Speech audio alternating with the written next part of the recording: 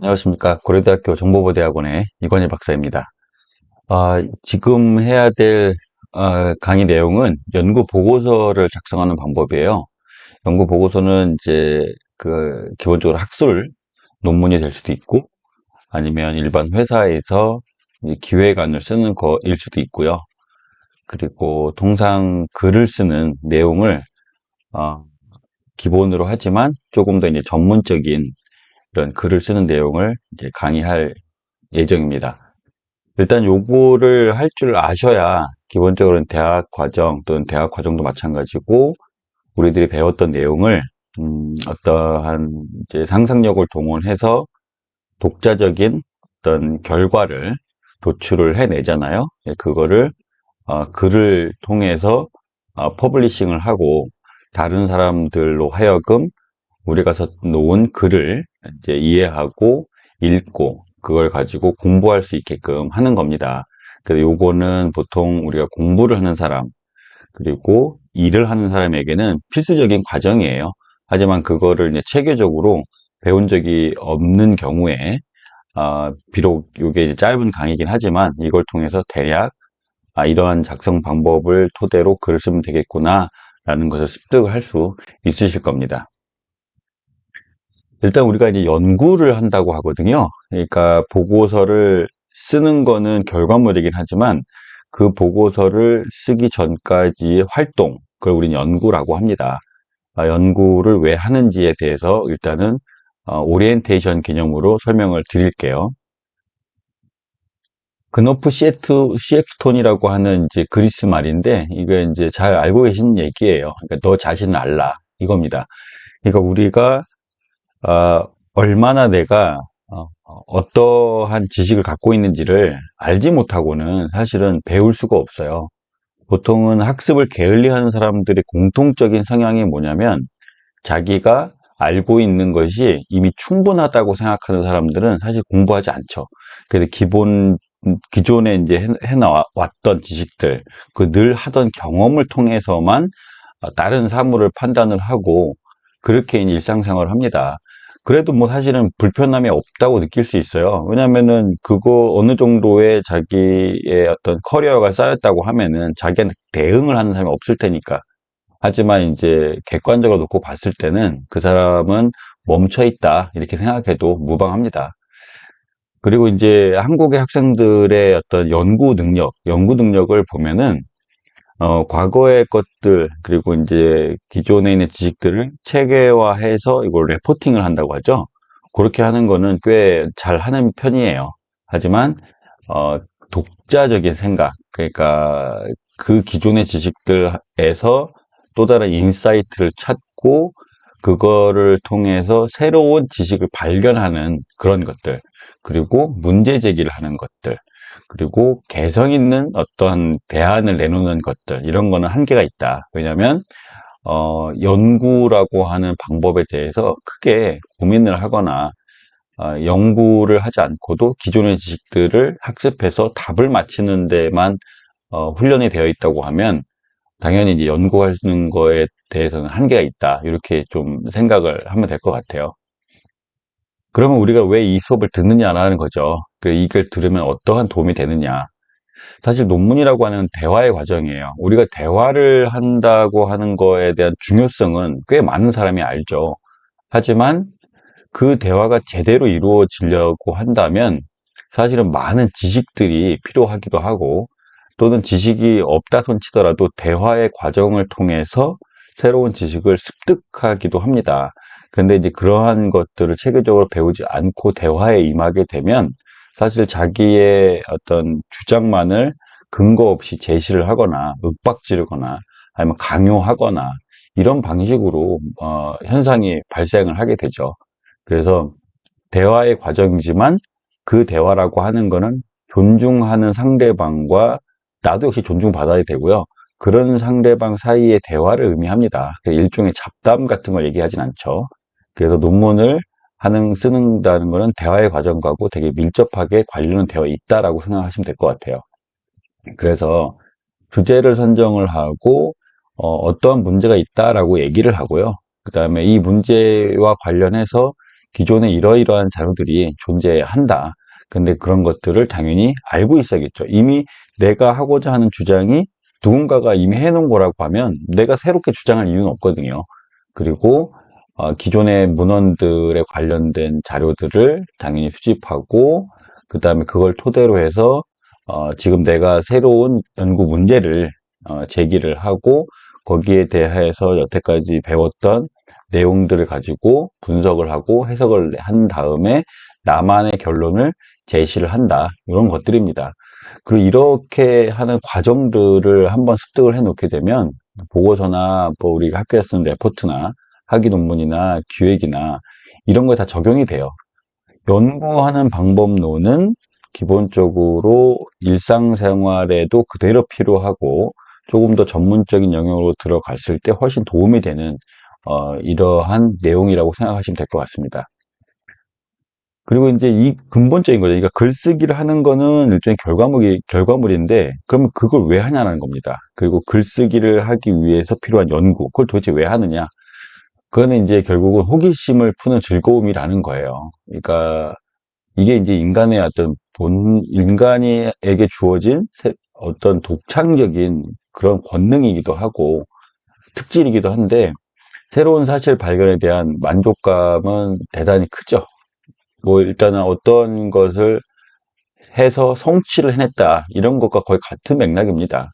그리고 연구를 하게 되면 다른 사람보다 똑같은 문제를 우리가 주어져도 그거를 이해하는 깊이가 되게 달라요.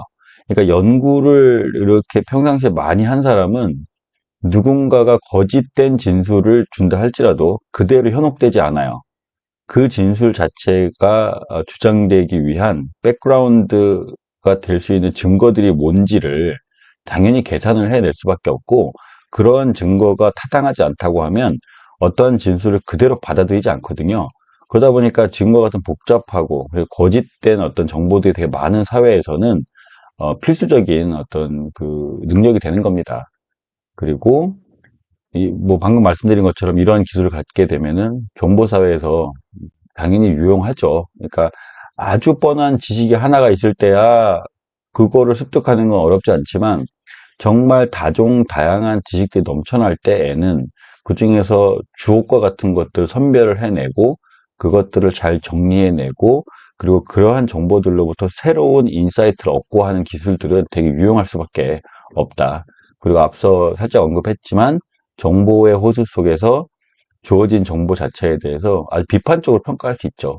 이런 비판적으로 평가할 수 있는 능력은 대단히 중요합니다. 휩쓸리지 않는 거죠.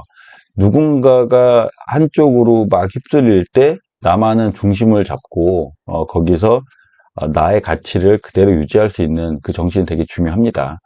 그리고 연구 자체는 독립적인 판단과 적절한 질문으로 그리고 나름의 결론을 도출할 수 있는 사람을 필요로 하죠. 이거는 뭐 연구라고 하는 걸 통해서 하는 것이 이제 학문적인 세계뿐만이 아니라 일반 기업에서도 마찬가지죠. 남들이 하는 걸 똑같은 걸 했을 때는 사실은 뭐 크게 가치가 없는 거지만 똑같은 현상 속에서 되게 독창적인 판단을 하고 거기서 독창적인 아이디어를 내는 거는 아주 유용한 기술이죠. 그래서 그런 것들도 역시 연구라고 하는 어떤 그 방법론을 잘 아는 사람들에게 주어지는 어떤 기술이라고 보시면 됩니다. 그리고 이제 방금 슬라이드에서 비판적 사고를 할 수 있다라고 되어 있는데 그렇게 말씀을 드렸는데 이게 왜 필요하냐? 수동적인 존재로 사는 것, 뭐 이거에 만족할 수도 있어요. 노예처럼 누군가 시키면 그게 당연한 거고 윗사람이 시키면 아무렇지 않게 받아들이고 시킨 대로 하고 이렇게 사는 것에 만족하면 괜찮아요. 비판적 사고가 있을 필요가 없습니다. 하지만 이제 보통 이제 역사가 그랬잖아요. 역사 자체가 누군가 잘못된 방향으로 이끌어 갔을 때 그 사람 혼자 가는 게 아니거든요. 그 밑에 있는 수많은 이제 무비판적인 사람들을 등에 업고 간단 말이에요. 그럼 결국은 어떤 상황을 올바른 것들을 우리가 따를 때는 상관이 없지만 부정의한 것들을 따르는 그런 상황이 왔을 때 비판적인 사고를 할 수 없는 사람들은 그냥 그저 노예처럼 따라가는 거예요. 그러다 보면은 한 사람에 불과한 이런 부정의가 무비판적으로 휩쓸려 당긴 사람들에게 힘을 얻어서 훨씬 더 부정의한 영향력을 많이 끼칠 수 있게 되는 것입니다. 그래서 비판적 사고는 현대 사회에서 적극적인 그리고 자아를 잃지 않는데 되게 중요한 그러한 이제 덕목이라고 보셔야 돼요. 그리고 이제 연구를 할 때도 깊이 있는 연구와 아니면은 그 얕은 연구들이 있어요. 보통 우리가 이제 빙산의 일각이란 말을 표현합니다. 보통 여기에 우리가 보여지는 거는 아주 일부분이죠. 근데 사실 빙산은 보이지 않는 곳에 되게 큰 어떤 기반을 가지고 있습니다. 이런 기반이 쌓여서 아주 일부만이 이렇게 표현이 될 뿐이죠. 이러한 지식들이 있고 어떤 사람은 그냥 앞에 안에 아무것도 없이 그냥 어떤 표현만, 그러니까 입만, 말로만 살아있는 지식인 것처럼 떠들어대는 있는 사람이 있지만 이게 그야말로 앞뒤가 다르게 사람들이 평가를 하게 됩니다. 그 사람이 기저에는 어떠한 지식도 없는 상태에서 그냥 우리가 입이 달려있고 말로 현혹할 수 있는 이런 부유물과 같은 사람이 될 것인지 아니면 빙산의 일각을 아주 조금씩은 나타내는 이렇게 근간이 있는 사람이 될 것인지 요거는 연구를 얼마나 깊이 했느냐 거기에 따라서 되게 다르게 작용을 하고 이게 사실은 한 사람의 인생 전반에 걸쳐서도 비슷하게 보여지는 것 같아요.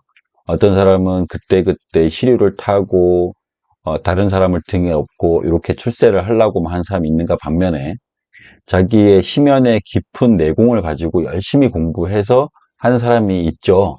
근데 그게 뭐 그렇게 나쁘지 않아요. 보통 사람들은 그게 되게 고단한 거라고 생각하지만 언젠가는 그런 사람들에게는 빛을 발할 그럴 때가 반드시 찾아온다고 믿습니다.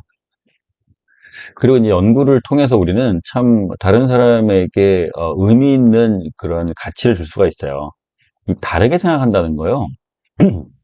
매우 중요합니다. 그러니까 우리가 일상적으로 휩쓸려서 생각이 됐던 것들이, 왜냐하면 힘의 균형에 그렇거든요.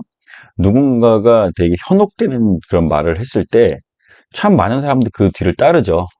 그러다 보니까 이 세상 자체가 아주 그냥 그 혼돈의 상태로 오게 돼요.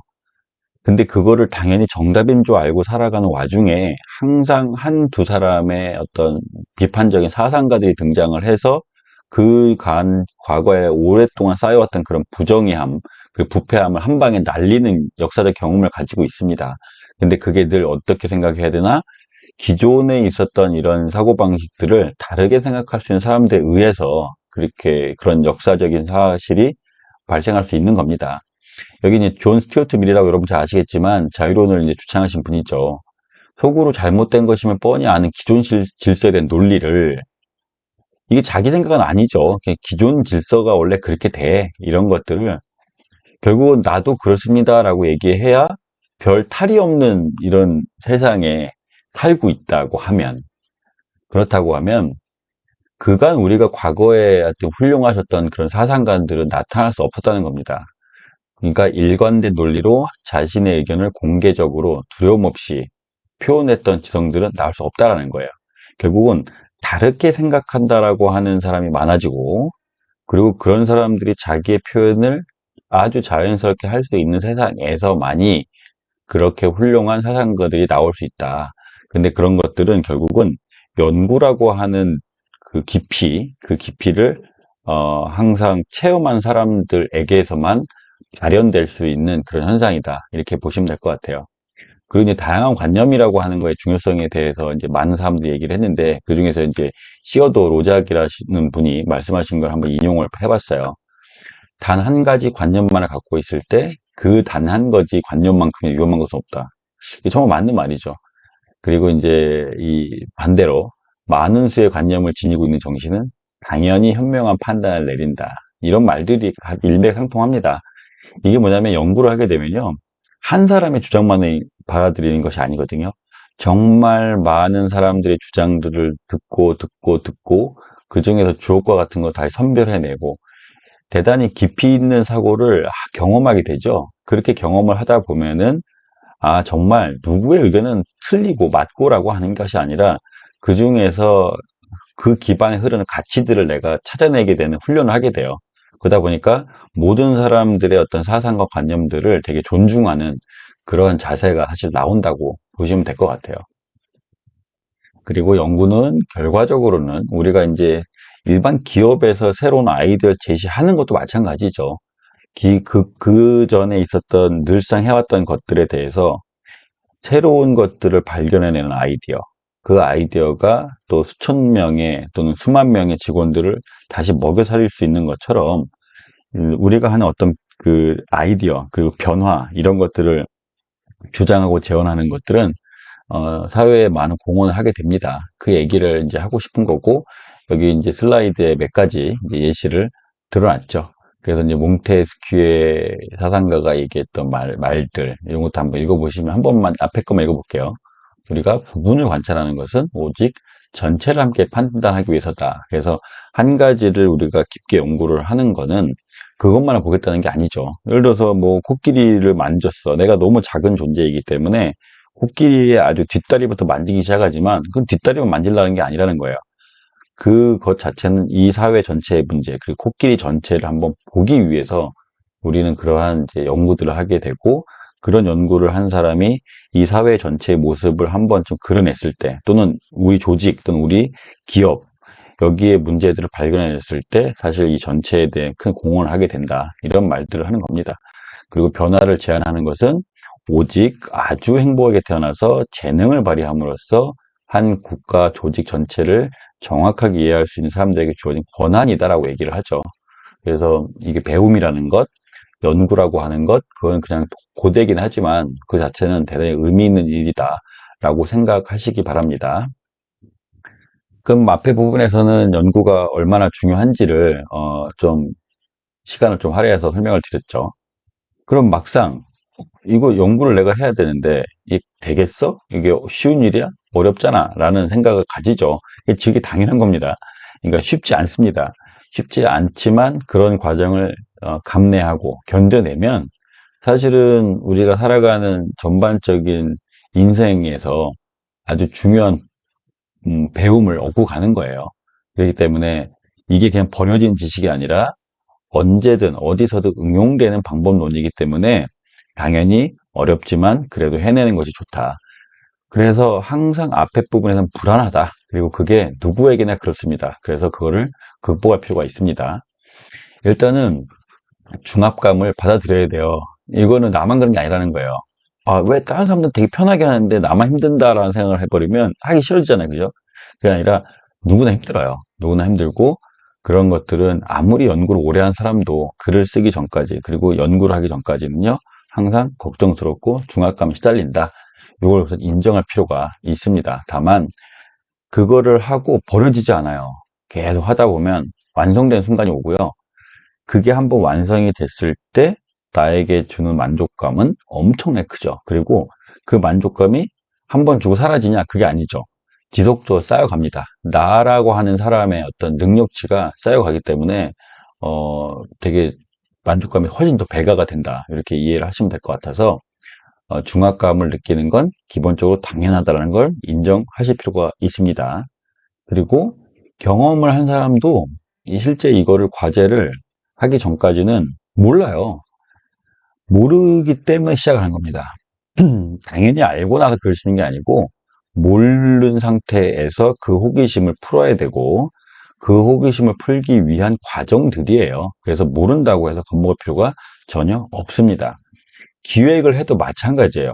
우리가 이제 공공기관이든 뭐 회사도 마찬가지지만 기획을 해보라고 하면 불안해해요. 그게 뭐냐면 자기는 지금까지 있는 지식을 갖고 기획이 안 되죠. 기획을 하라는 건 뭐냐면 알고 있는 걸 정리하라는 것이 아니라 네가 공부를 하고 연구를 하고 자료를 수집을 하는 과정을 통해서 새로운 아이디어를 내라는 것이지 그냥 네가 알고 있는 지식 내에서 기획을 하라는 건 아니에요. 근데 많은 사람들이 기획을 하거나 하라고 하면 새로운 공부를 할 생각을 안 하고 있는 지식의 쪼가리 갖고 이제 그림을 그리듯이 종이에다 이렇게 칸을 채워 넣으려고 하는 이런 발상을 하게 되는데 그거는 기획이 아닙니다. 그래서 글을 쓰는 건 당연히 결론이 없습니다. 그리고 처음에 시작할 땐 아무것도 모릅니다. 이걸 여러분들이 인정하셔야 되고 인정하게 되면 남들과 다르다라고 걱정하실 필요가 없다라는 겁니다. 그리고 일단은 아주 심플하게 접근하자는 거예요. 모든 연구는 내용이 달라요. 내용이 다를 뿐이지 실제로 하는 구조는 똑같다.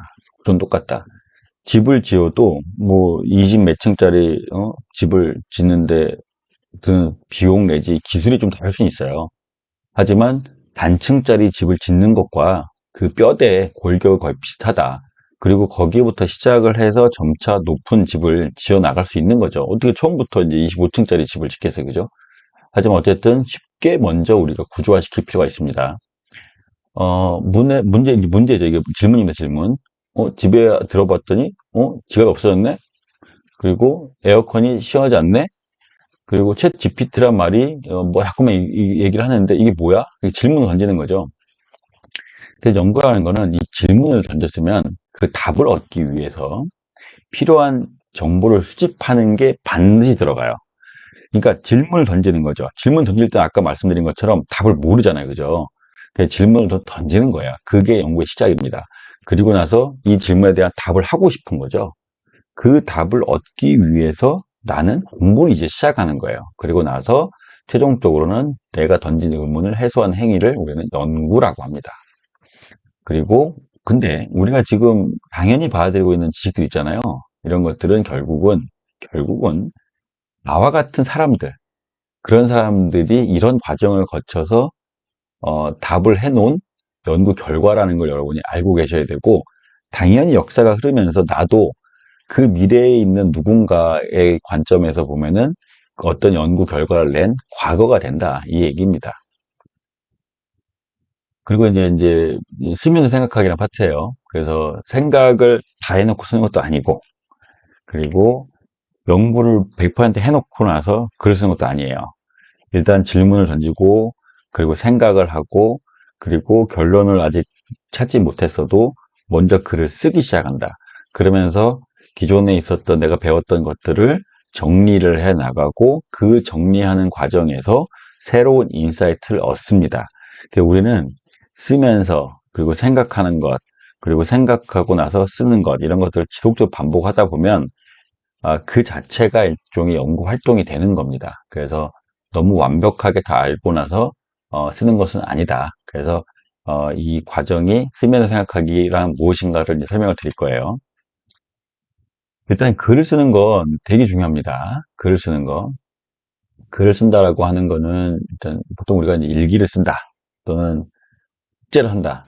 자꾸 이 결과론 쪽에 대해서만 하다 보니까 글 쓰는 거에 대해서 되게 좀 부정적인 그런 게 좀 많죠. 근데 말을 하는 것도 마찬가지고, 노래를 하는 것도 마찬가지고, 다른 행위 예술을 하는 것도 마찬가지입니다. 결국은 물론 글이라는 형식은 아니지만 내가 표현하는 거거든요. 근데 이제 그런 예술가들을 제외하고 일반인들 같은 경우도 마찬가지예요. 내가 일단 어떤 고귀한 생각을 가지고 뭘 했다 훔치더라도 그거를 내가 나만 간직하는 것이 아니라면 누군가가 공유하거나 하려고 하면 글쓰기는 아주 필수적인 조건이에요. 예를 들어 일기를 쓴다는 건요. 숙제를 하기 위한 것을 어, 그런 측면에서 보면은 일기를 왜 쓰는가에 대해서는 좀 그 반감이 들잖아요. 그죠? 근데 내가 지금까지 있었던 것들을 잘 정리하는 훈련을 하는 거거든요. 그런 훈련들이 쌓이고 쌓이다 보면은 나 아닌 다른 사람의 이야기를 글로 옮겨 놓는 경우도 있을 수 있고, 아니면 어떠한 사람의, 유명한 사람의 어떤 행적을 글로 옮겨 놓는 경우가 있을 수 있어요. 그거는 결국은 다른 사람의 자서전이 될 수도 있고, 누군가의 위인전이 될 수 있는 거죠.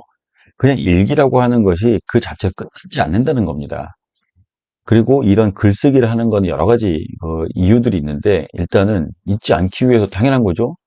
우리가 보통은 인간의 기억은 인풋에도 한계가 있지만 모든 인풋을 그대로 남겨지지도 않죠. 기억에도 한계가 있습니다. 그리고 기억들이 역시 그 한계도 있지만 그것들이 멈춰져 있는 상태에서 보는 것이 아니라 과거의 것을 흘러갔을 때에는 상호 비교가 안 돼요. 그래서 글로 멈춰놓고 생각을 하면은 내가 기존에 알고 있었던 지식들이 그대로 비교가 되고 분석이 되고 새로운 아이디어로 다시 재정립될 수 있는 기회를 얻게 돼요.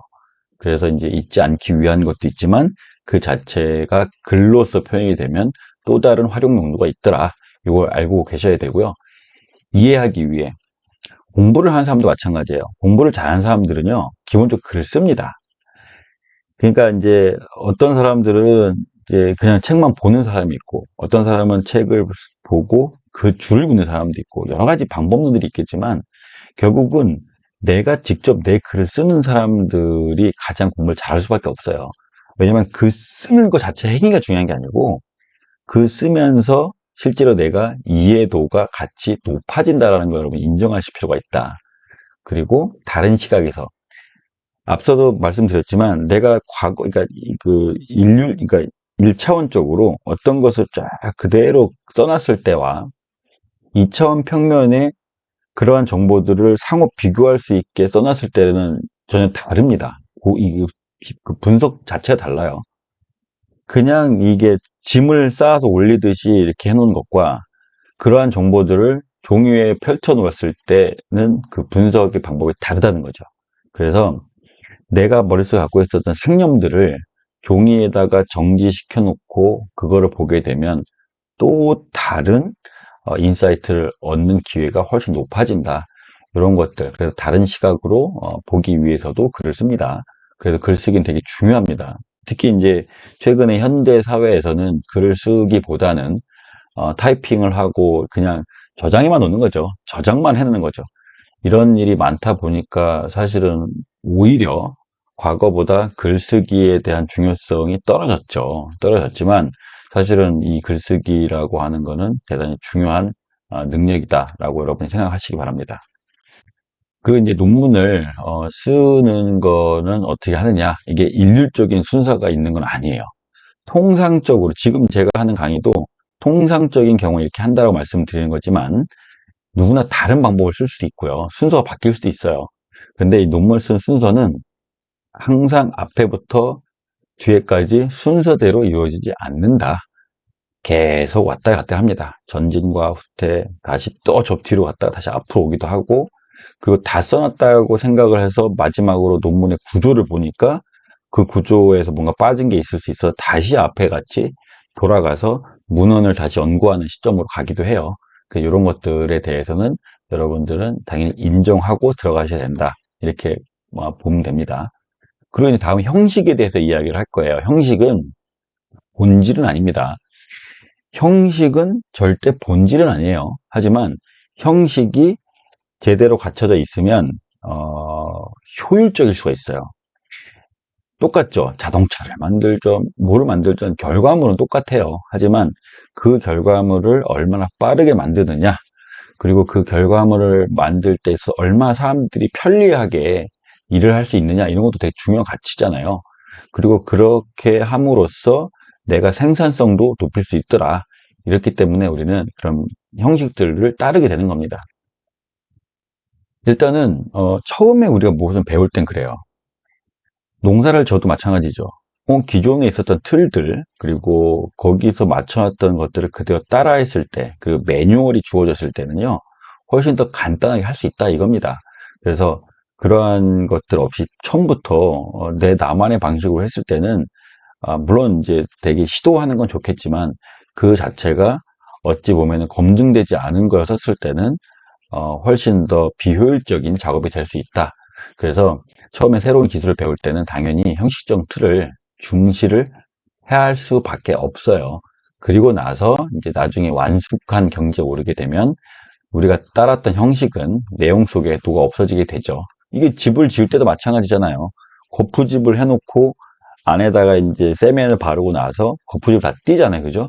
그래서 또는 어떤 뭐 타일을 바를 때도 마찬가지고 안에 우리가 해놨던 이런 형식들과 틀들은 그 외장을 하는 인테리어 안에 다 녹아 들어가서 결국은 밖에서는 결국 보이진 않지만 결국은 그러한 형식들은 내가 견고하게 무엇을 만드는 데 있어서 꽤 중요한 잣대를 제공하게 된다. 이렇게 이해를 하시면 될 것 같고요. 그리고 이제 우리가 써놨던 형식과 절차들은 또 왜 필요하겠어요? 독자들한테 되게 평상시 익숙한 거죠. 우리가 지금은 책들을 앞에 왼쪽부터 이렇게 글을 써서 오른쪽에 있는 책장을 왼쪽으로 넘기면서 이제 오른쪽 방향으로 책을 읽는데 옛날에는 이제 세로로 써 있었잖아요. 그죠? 그럼 왼쪽으로 폈다. 지금 사람이 예를 들어서 갑자기 책을 그렇게 만들면 독자들 입장에서 어색하죠. 그래서 트랙도 마찬가지 아닙니까? 지금은 반시계 방향으로 돌아가는 트랙에서 경기를 하고 있는데 갑자기 시계 방향으로 이 뜀박질을 하게 되면 익숙하지 않은 쪽에서는 당연히 아, 성적이 저조하게 나올 수밖에 없고 어색합니다. 그렇기 때문에 우리는 그런 형식들도 되게 중요하더라. 이렇게 말씀을 드리고 싶어요. 그 다음에 내가 구조할 때 되게 좋아요. 어떤 형식을 갖고 있으면 만약에 보통은 지금 우리 글을 쓸 때 서론을 쓰고 본론을 써요. 본론 안에도 처음에 뭐 작은, 좀 간단한 논지부터 전개를 하고 복잡한 논지를 나중에 전개를 하다가 마지막 결론을 씁니다. 이렇게 쓰는 게 되게 일상화되어 있는데, 나는 결론부터 쓸 거야. 본론은 나중에 맨 마지막에 쓸 거야. 어색하죠? 그래서 일단은 우리가 평상시에 머릿속에 글을 쓴 순서도 기존의 목차대로 어떤 구조적인 것들 내가 가지고 있으면 훨씬 더 사고하는데 편리하다. 그래서 형식을 마음에 두고 쓰는 것이 좋습니다. 그리고 이런 것들은 결국 그거의 효율성입니다. 새로운 문서 형식을 고안해내는 수고를 덜기 위한 것입니다. 그래서 이런 것들에 대해서는 여러분들이 만약에 내가 논문을 쓸 건지 아니면 학술 대회에서 퍼블리시를 하려고 하는 건지 또는 기획을 하는 건지 어떤 수사관이 수사한 거에 대한 결과를 보고할 건지 이런 것들에 따라서 어떤 형식의 이 글을 쓸 건지를 먼저 알고 거기에 맞는 틀을 가지고 와서 글을 쓰는 게 맞지 않느냐 이 얘기를 하고 싶은 겁니다. 그리고 이제 논문을 쓰게 되면 그 쓰는 과정들이 대부분은 이제 숙제를 하게 되죠. 너 이거 써, 뭐 기획해 이런 숙제를 통해서 받기는 하죠. 하지만 우리가 똑같은 숙제를 해 나감에 있어서도 어 이제 내가 이 과정을 통해서 어떠한 학습을 할 수 있고 어떠한 능력이 내가 키워질 수 있는지를 알고 하면 훨씬 더 유익할 거 아닙니까? 그죠? 그래서 논문을 쓰면은 사고가 확대됩니다. 이 논문을 쓰는 형식은 그야말로 형식이 전부 아니라고 반드시 말씀드렸는데 형식을 따라가면서 안에 내용을 채울 거란 말이에요. 그 내용이 결국 제일 중요하죠. 그래서 그러한 내용들을 들어가서 할 거기 때문에 그 형식 자체가 내 사고력을 죽이는 건 아니에요. 죽이는 건 아니고 그러한 틀을 통해서 논문을 계속 나가면서 여러분들이 연구라는 걸 하기 때문에 그리고 다양한 지식들을 습득을 하고 그 지식들을 앞서 그리고 지금 여러분이 배우시게 될 이런 논문의 어떤 형식에 맞춰서 이 틀을 맞춰서 이렇게 공부를 하시게 되면은 오히려 사고의 폭이 되게 넓어지게 됩니다. 이거는 논술이라는 걸 배우기 때문이에요. 그리고 다양한 생각들을 접하고 그걸 여러분의 것으로 정리하는 과정에서 생각 자체가 명확해져요. 그게 보통은 이제 이 제대로 공부가 돼 있지 않은 사람은 저 사람이 얘기할 때는 저 사람 말이 맞는 것 같고 저 사람이 얘기할 때도 저 사람 말이 맞는 것 같고 하거든요. 분명 다른 얘기를 하고 있는데도. 근데 이제 여러분이 이제 글을 쓰다 보면은 저 사람의 말은 이 부분이 틀렸구나. 대신에 보통 사람에게 맞는 말처럼 들리는 거는 저 부분이구나 라는 걸 정확하게 분석해낼 수 있는 사고력이 생기게 되죠. 그래서 논문 쓴다는 건요. 결국 쓰면서 생각하는 겁니다. 생각. 그래서 thinking in print라고 하죠. 이제 이거 되게 중요합니다. 글을 쓰는 거는 그래도 중요한 거예요. 기획을 하도 마찬가지입니다. 그래서 글을 쓰면서 여러분이 생각을 자꾸만 하고 사유를 하게 되면 더욱 신중하고 완전하고 포괄적인 생각을 하게 되죠. 그래서 논문을 쓴다라고 많이 써본 사람들이 왜 그냥 그렇게 하느냐. 그 이유는 뭐냐면 자기가 충분히 그러한 사고력을 기르기 위해서 자꾸만 논문을 쓰는 겁니다. 연구자 역할에 대해서 이제 할게요. 연구자는 이제 드디어 여러분이 될 거죠. 여러분이 연구를 해서 논문을 쓰는 거죠. 지금 제가 논문이라고 말은 하지만 이거는 보고서를 얘기하는 거예요. 뭐 기획 보고서 됐든 뭐 수사 결과 보고서가 됐든 뭐가 됐든 마찬가지입니다. 그리고 학교에서는 레포트도 심지어 마찬가지예요. 결국은 뎁스가 좀 다를 수는 있어도 결국 같은 고민을 해야 되는 상황이기 때문에 그래서 여러분이 논문을 그냥 여기 학술 논문이라고 생각하실 필요 없어요. 여러분이 드디어 이제는 논문을 쓰게 됩니다. 근데 이거는 혼자 하는 게 아니라는 거예요. 그래서 예를 들어 내가 저 A라고 하는 학자가 써놓은 글을 보잖아요. 그러면 그거를 나는 저 사람과 대화를 한다는 겁니다. 나는 기본적으로 이런 생각을 갖고 있어요. 근데 저 사람이 쓰는 말을 보니까 내가 기존에 갖고 있던 생각과 틀이 많이 달라요. 그렇다 보면은 이 사람과 이제 대화를 하는 거죠. 야, 나는 이렇게 알고 있는데 넌 이렇게 썼네? 그럼 그 이유가 뭔데? 질문을 하면은 그 사람은 그 뒤에다가 뭔가 주장을 했을 거예요. 그래도 나는 내 생각과 다른 글을 보고 이런 주장을 하다 보면 이제 생각을 하겠죠. 저 사람의 주장이 적당하면 결국 내 생각이 틀린 겁니다. 근데 저 사람이 내놨던 주장과 그 다음에 저 사람이 내놨던 증거들이 이런 오류가 생겼네. 그럼 나는 어떤 임무를 받게 되냐? 그 사람이 가진 그 오류를 시정을 해야 되는 어떤 사명을 띠게 됩니다. 그래서 나는 그런 사람이 주장했던 내용들을 나만의 새로운 증거를 제시함으로써 그걸 반박을 하고 그 반박한 것들을 글을 써내면 그 논문이 되는 거예요.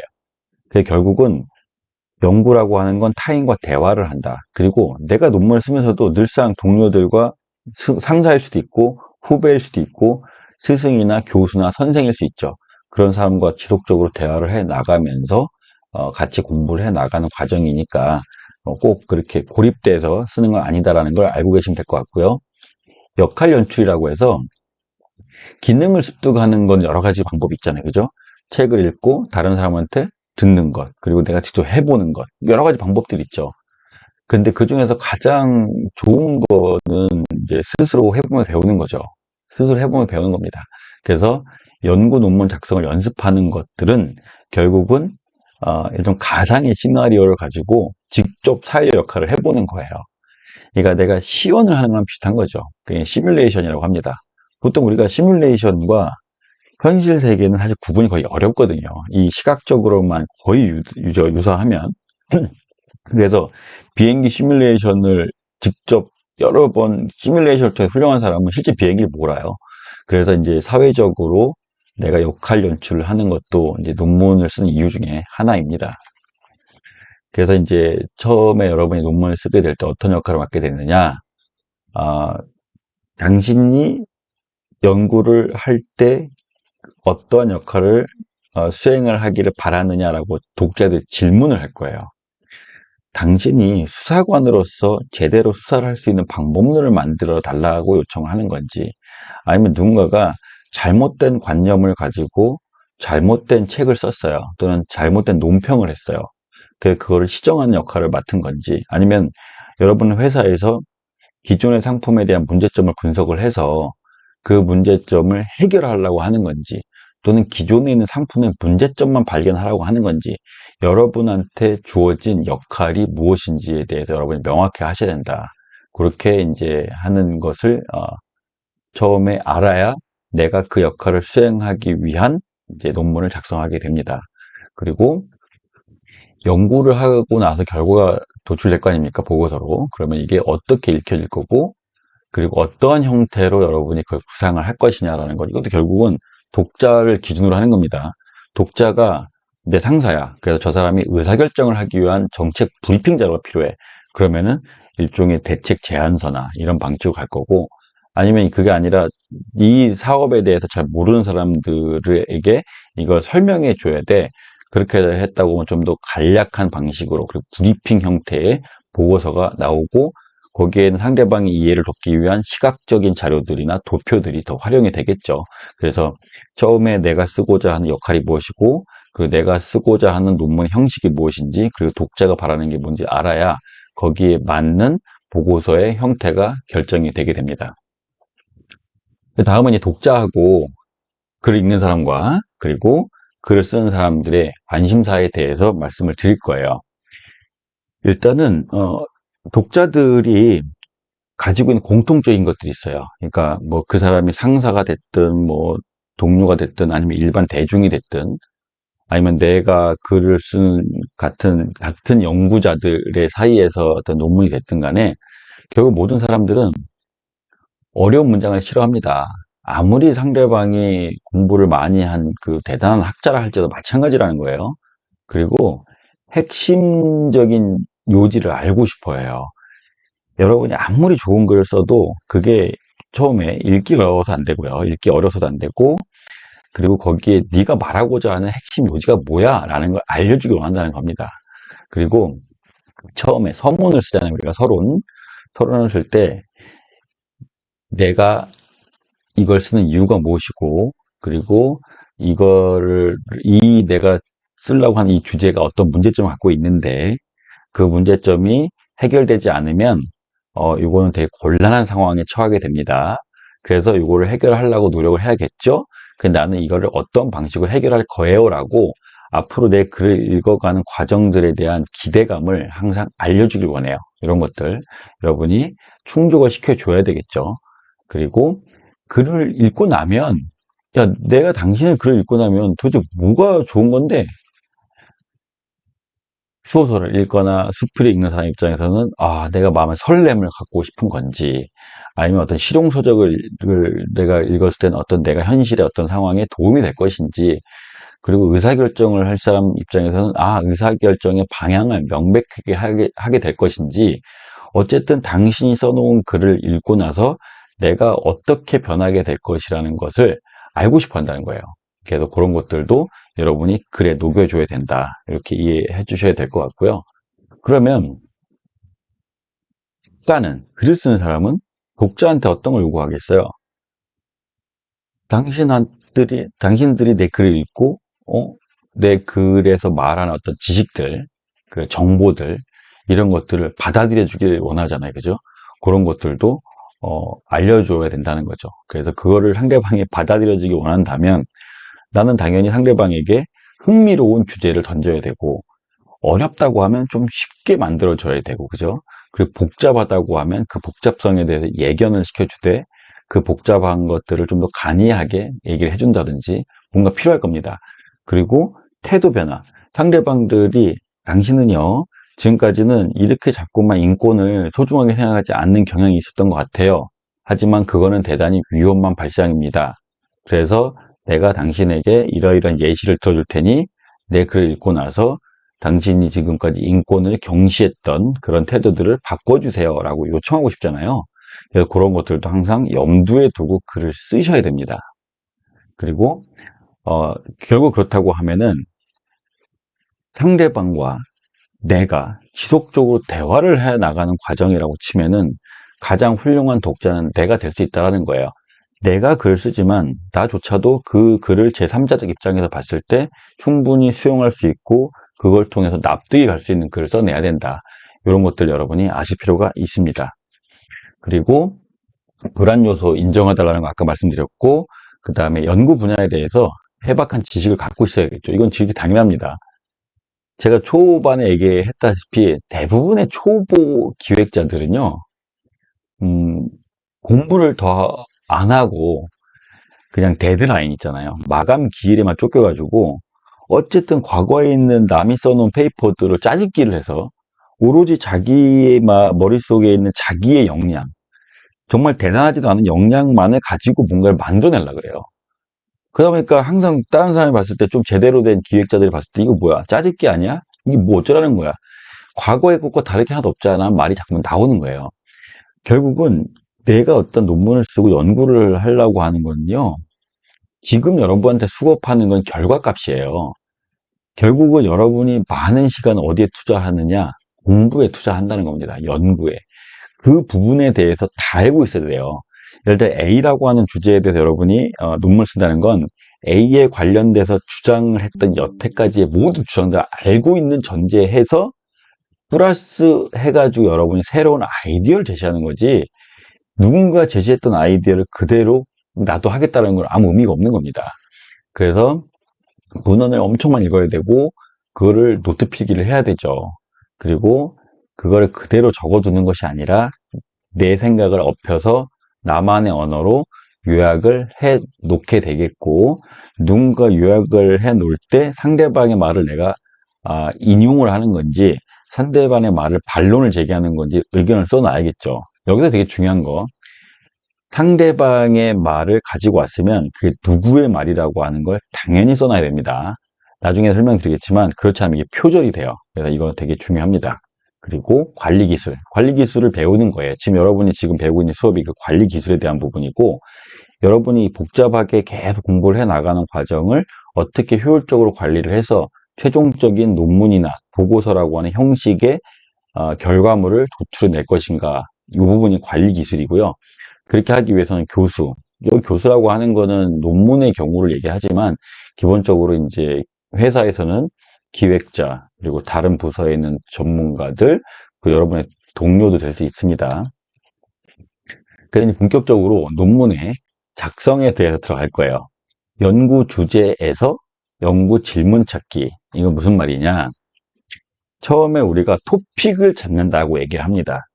예를 들어서 여러분이 누구한테 지시를 했을 때는 이미 토픽이 나왔죠. 이미 연구 주제도 나왔고 연구 질문도 나왔어요. 누군가 옆에 지시를 한 경우에. 그게 아니라 이제부터 여러분이 이제 아무것도 없는 상태에서 내가 뭔가를 연구를 하고 싶을 때를 얘기하는 거예요. 그래서 당신한테 지금 시간을 줄 테니 논문을 쓰시오라고 하면 이제 고민할 거 아니에요? 그때 이제 연구 주제를 정했습니다. 이걸 우리는 토픽이라고 해요. 그럼 그 토픽은 어떻게 잡느냐?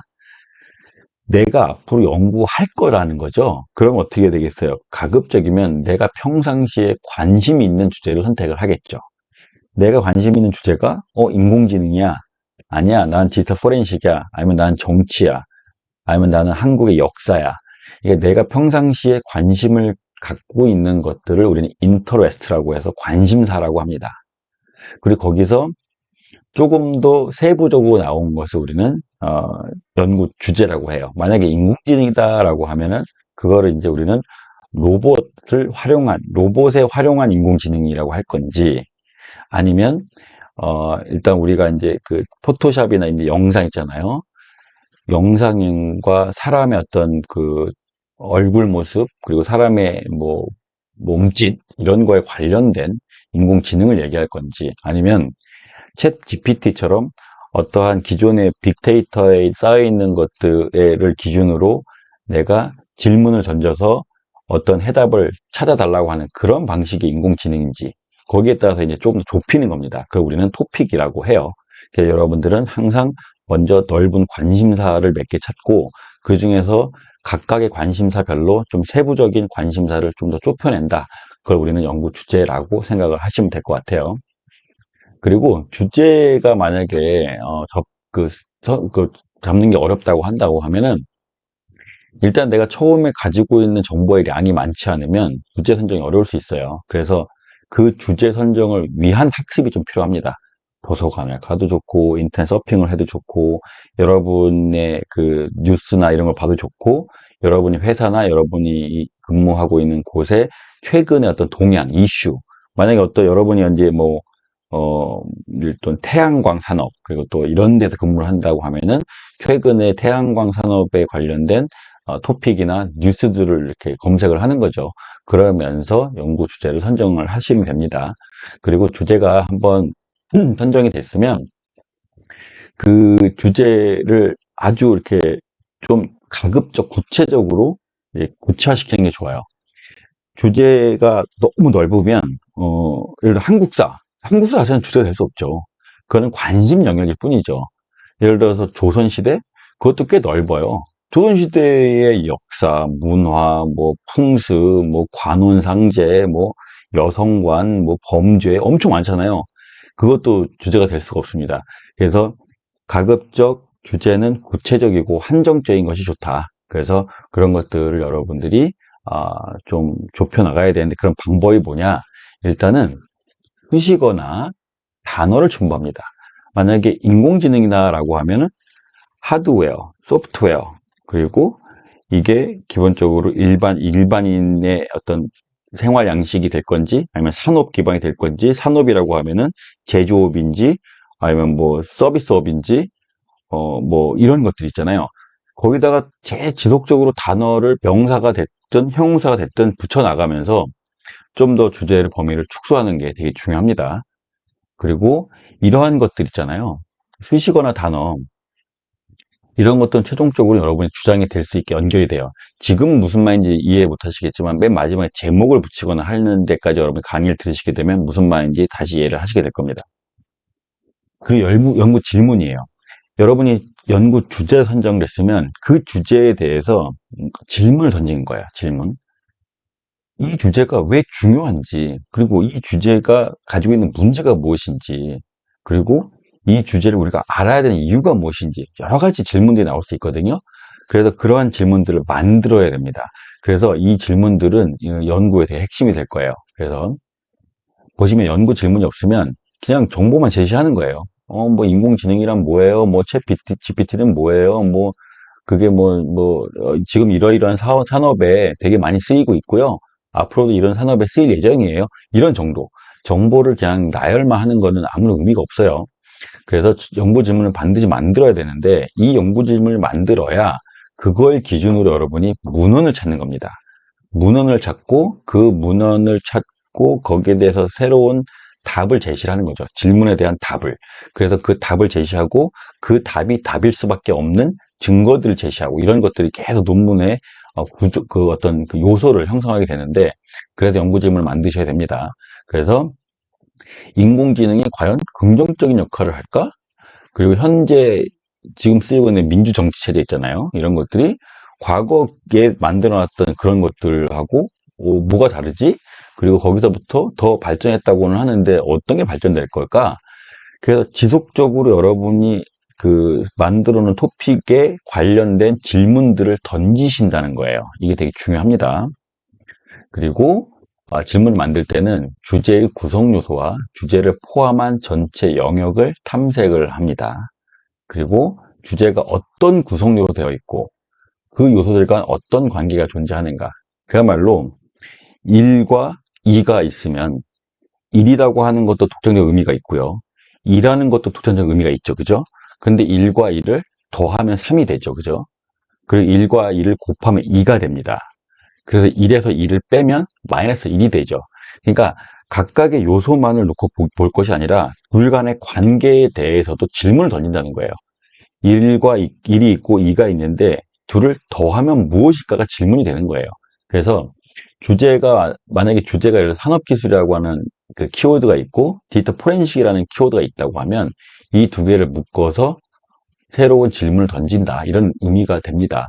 그래서 여러분이 만들어내는 토픽이 어떤 큰 체제의 일부인가 이것도 고민하라는 거예요. 인공지능이 일종의 알고리즘이라고 하는데 맞나? 그리고 인공지능의 알고리즘이라고 했는데 그러면 그게 다른 알고리즘하고 무슨 차이가 있지?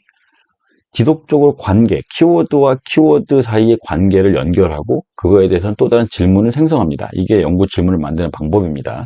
그리고 역사와 추이, 지금 현재를 보지 말고요. 현재에서도 아까 말씀드린 것처럼 여러 가지의 질문들이 구성이 됐다고 하면 그거와 과거, 그리고 그거와 미래를 같이 엮어요. 그러면 연구 질문의 폭이 훨씬 더 높아지겠다. 이런 뜻을 얘기합니다. 그리고 뭐 범주, 특징, 그리고 가치 이런 것들도 추가적으로 넣어주면서 새로운 질문들을 다양하게 만드시면 됩니다.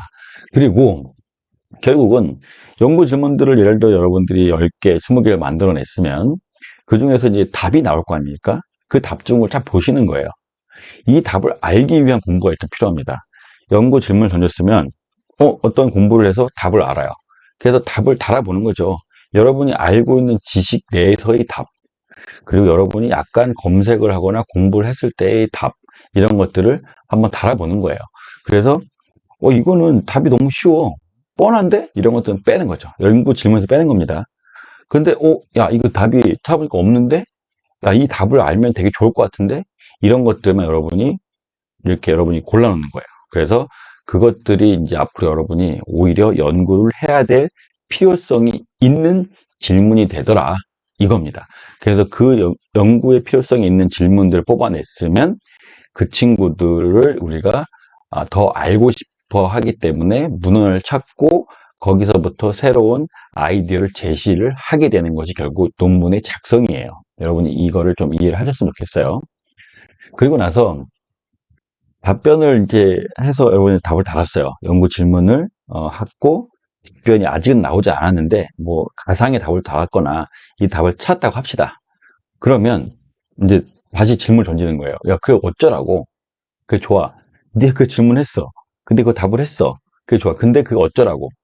이게 되게 중요해요. 그게 뭐냐면 연구를 해야 되는 이유가 되는 겁니다. 그걸 우리는 시사점이라고 해요. 여러분, 내가 이런 질문을 했어요. 근데 거기서 답을 이렇게 얻으면 참 좋아요. 이 답을 얻으면 어떤 면에서 여러분들에게 도움이 될 겁니다. 라는 걸 던져줘야 된다는 거죠. 이게 시사점입니다. 그래서 이 시사점이 크면 클수록 여러분의 연구에 대한 가치는 훨씬 더 높아지고 독자들은 훨씬 더 흥미로워지고 독자들은 더 많이 여러분의 논문을 찾아보게 된다. 이걸 드리고 싶은 거예요. 결국은 연구 질문의 3단계를 정리를 해봤어요. 주제를 찾습니다. 주제, 토픽이에요. 그리고 그 토픽을 중심으로 여러 가지 방법을 통해서 다양한 질문을 던집니다. 그리고 거기에 대해서 답을 달아보라고 했죠. 근데 그 답을 다른 것 중에서 뻔한 건 빼고 조금 더 의미 있게 답을 달 수 있는 것들을 찾아서 모았는데 그걸 보고 나서 이제 그런 거죠. 야, 이걸 왜 해야 되는데? 정당성 부여하기. 연구를 이걸 하면요. 사실 우리는 이런 게 되게 좋아질 거예요 라고 하는 아, 얘기를 해주는 것을 우리는 시사점이라고 한다고 했어요. 그래서 이게 연구 질문을 만드는 3단계인가 3단계가 되더라. 이런 것들 여러분이 아셨으면 좋겠습니다. 이제는 질문을 던졌으면 거기서 연구 문제를 찾아야 돼요. 연구 문제. 일단은 그 현실 세계에서는 통상 문제가 발생하고 질문을 해요. 그죠? 사고가 났어요. 문제 발생해 사고가 났어요. 사고 왜 났을까? 그리고 화장실 변기에 물이 안 내려가. 어? 문제 생겼죠? 그러면은 그게 왜 안 내려갈까? 이렇게 보통은 현실 세계에서 발생을 하지만 지금 여러분들은 물론 문제가 발생하고 나서 연구 활동을 하는 경우도 있지만 여러분 지금 그런 거 전혀 없는 상태에서 논문을 써야 되는 상황이잖아요. 그래서 이건 약간 반대가 된 겁니다. 그래서 연구가 어, 연구를 왜 해야 되냐? 그 연구 질문을 던진 다음에 이 문제를 이 질문을 던진 거에 대한 답을 하지 않으면 어떠한 문제가 생기더라는 겁니다. 이 질문에 대한 답을 하지 않으면 문제가 생기더라. 그걸 우리 연구 문제라 그래요. 그 연구 문제를 찾아야 된다 이겁니다. 그래서 연구 문제란 그것을 해결하지 않음으로써 우리의 지식이 불완전해지거나 혹은 무지가 심화된다는 점을 명시해야 된다는 거예요. 이건 어찌 보면 아까 얘기했던 시사점이랑 거의 맥락이 비슷해요. 그래서 연구 문제를 처음에 설정을 하는 것이 되게 좋아요. 좋은데 그렇지 못하더라도 여러분이 계속 문헌을 검토하면서 이걸 지속적으로 찾는 노력을 하셔야 돼요. 예를 들어보면 우리는 이제 피의자, 그러니까 어떤 압수수색을 하게 되면 피의자하고 변호인에게 압수수색을 한다는 걸 통지하고 그리고 그 사람들을 참여하게 해야 된다는 겁니다. 그게 이제 121조와 형사소송법 122조에 나온 얘기인데 야, 이상합니다. 이거를 하게 되면 피의자가 지금 특정되지 않은 경우에는 어떻게 합니까? 그러면 피의자가 특정이 됐다 손치더라도 이 사람한테 그걸 알려주면 조금 내가 나중에 수사하는데 방해가 되면 어쩝니까? 이런 문제들 제기할 수 있다는 거예요. 그래서 그런 것들을 먼저 제기해 주는 것이 여러분이 앞으로 답을 찾아가는 데 있어서 훨씬 더 명확한 방향성을 제시해 줍니다. 이런 것들을 여러분이 이해하시면 될 것 같고요. 다음은 앞에서 연구 주제를 만들었고 그리고 그 연구 주제가 선정이 됐으면 거기에 여러 개의 연구 질문을 던졌고요. 그리고 나서 연구 질문 중에 의미가 있어 보이는 질문을 찾은 다음에 그 질문을 해결하지 않으면 발생할 수 있는 문제가 여러 개 있더라라고 하는 연구 문제를 도출했어요. 그렇게 되면 여러분들은 여러 가지 키워드가 나옵니다. 키워드. 뭐 산업기밀 단 키워드, 형사소송법, 뭐 참여권, 디지털 포렌식, 인공지능 여러 가지 키워드가 나오죠. 이런 거를 토대로 이제는 무엇을 하느냐? 실질적으로 공부를 하게 된다. 그게 문헌 찾기부터 들어갑니다. 그래서 연구 질문이 설정이 되고 나면 문헌 찾기 시작하는데 그냥 아무렇게 찾으면 안 된다는 거예요. 이러면 정보의 홍수더미 속에 파묻힌다. 당연하겠죠. 그래서 여러분들이 문헌을 찾을 때는 어느 정도 계획성을 가지고 찾아야 된다. 이런 말씀을 드리고 싶은데 일단 논문을 찾는다고 칩시다. 여러분 뭐 논문 여러분이 뭐 구글 스칼라부터 시작해서 가면 엄청 많죠. 거기서 뭐 물론 돈 주고 구입하는 것도 있지만 무료로 볼 수 있는 것들도 꽤 많죠. 그래서 만약 여러분이 논문을 10개를 다운받았어요. 그 10개 다운받았는데 10개를 다 보냐? 그건 아니라는 겁니다. 일단은 서문을 보는 거죠. 초록을 봐요. 초록. 보고 초록을 보면은 이 논문을 배경 왜 쓰게 됐는지, 그리고 어떤 이야기를 하고 싶은 건지, 그리고 결론은 무엇인지 다 나오죠. 그걸 쭉 보면은 아, 이 논문을 내가 볼 가치가 있나 없나를 알게 되고요. 두 번째, 이 논문에서 참고한 문헌들을 쫙 봐요. 참고 문헌만 보더라도 아, 이 연구자가 얼마나 많은 기존의 문헌들을 참고했는지, 그리고 얼마나 많은 최신의 것을 참고했는지 이런 것들을 보실 수가 있습니다. 그러면서 이제 이런 것들을 여러분이 지속적으로 눈으로 익히고 글로 써 나가고, 그리고 참고한 문헌을 다시 찾아서 또 읽고 하다 보면 문헌 찾기가 계속 이어지게 될 거예요. 그래서 이런 것들을 일일이 다 읽을 필요는 없고요. 문헌이 만약에 적어요. 여러분이 찾아보니까 관련된 논문을 일단은 10개만 찾았어요. 더 이상 안 찾아진다는 거죠. 여러분이 뭐 특별한 논문을 찾아요. 인공지능 중에 뭐다라든지 예를 들어서 뭐 범죄 수사에 활용될 수 있는 인공지능이라는 키워드를 넣었더니 10개밖에 안 나온다. 그럼 그거 다 읽어도 돼요. 그거는 일일이 다 읽습니다. 다 읽고 그 10개의 논문이 참고했던 논문도 또 찾아봐서 읽어도 돼요. 근데 그게 아니라 뭐 범죄 수사 이렇게 딱 여러분이 키워드를 넣었더니 뭐 한 2,000개가 나온다. 다 읽을 수 없다는 거죠.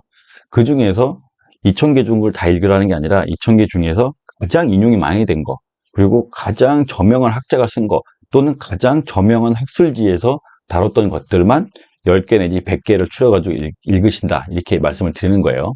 그리고 이거 읽었으면 반드시 그 내용을 요약하셔야 됩니다. 읽기만 하면 아무 의미 없어요.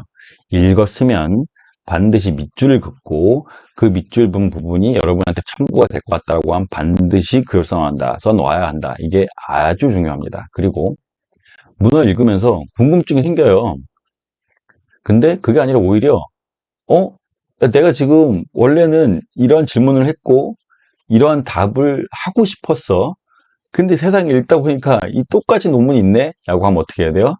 아, 이거 끝난 거예요. 이거 다시 연구하는 게 아닙니다. 그게 아니라 새로운 질문을 다시 만드셔야 돼요. 아, 이게 아니네. 그럼 다른 방향을 튼다는 거죠. 수정이 돼야 됩니다. 그리고 이제 속독과 파도 타기, 이것도 앞서 했던 얘기랑 거의 비슷해요. 모든 문헌을 정독하는 거 아닙니다. 이렇게 하면 시간 낭비예요. 그래서 일단 훑어보고 정독의 필요성을 판단합니다. 여러분이 계속 보시다 보면 알게 돼요. 아, 이 논문 정말 잘 쓰여 있네. 그리고 이 논문이 썼던 참고 문헌들이 되게 풍부하구나. 이건 정독해야 되는 거예요. 정독을 하게 되고 그 문헌이 참고했던 문헌도 정독을 할 가능성이 높아지겠죠. 그런 걸 평가를 하고 정독할 필요성이 있다고 하면 정독을 합니다. 그리고 계속 그렇게 하다 보면요. 문헌 구성에 익숙해져요. 당연히 책이면 서문부터 읽죠. 그리고 나서 목차를 보겠죠. 그리고 목차 책이 한 예를 들어 400, 500페이지 되면 다 읽는 게 아니라 그 각 목차를 보면요. 이 목차 사이에서 있었던 소결론들이 있어요. 소결론만 읽어도 돼요. 그리고 또는 중요한 문단이 있다고 하면 그 문단 다 읽지 않고 문단의 제 첫 번째 줄만 읽어도 됩니다. 이런 방식으로 해도 책 전체에 흐르는 어떤 맥락들 다 파악할 수 있다는 거죠.